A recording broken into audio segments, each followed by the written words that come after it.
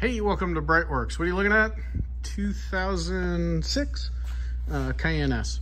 So, you know how sometimes when you haven't done something in a really long time, you forget all the tricks? Well, this guy came in with, you needed a starter, right? No big deal, but it had the original plastic coolant pipes in it still. You know, here we are, close to 20 years later, 18 years later, and you go, wow, it had original plastic coolant pipes. So we had to change those. I have not changed those in years. I didn't think there were any left on the planet. So a couple of tricks, you know, because I don't think on YouTube, I don't think I've put anything out there. I think there's one guy that put something out there showing you how to take the plastic pipes out, but never really putting this back in. And I would just say the one trick that I forgot that bit me, and that's why I'm making a video for you guys, when you put this plastic holder back on. Now this plastic holder doesn't really hold this down. I mean, it does in effect, but this is all now metal and you've got 8 bolts up here. But when you put this on, you got to make sure that the hoses are far enough back, which is kind of crazy because, you know, you've got this really long surface here on all 3 of these guys.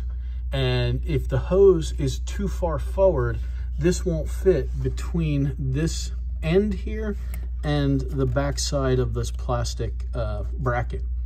And what this plastic bracket really does for you is you plug in these wiring harnesses, right? So this one goes in these, you know, so it holds them off the engine. But that little plastic bracket will absolutely not fit if your hoses are too far forward. So you get everything set, you think you're done. And what I'll tell you is don't tighten these bolts down, just put them in loose. That way you can move this guy up and down a little to be able to move those hoses back. Not forward. You would think you'd want them on as far as possible. And no, that's one of the tricks that's out there. And on this one, so the kit is now only available from URO, which is our favorite vendor to bitch about.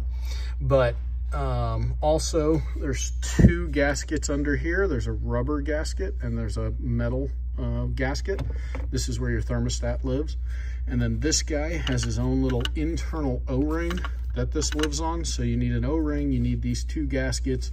And then I always replace these vent lines because these vent lines are often the source of a coolant smell, but you can't find the coolant. You're like, where's the drip coming from?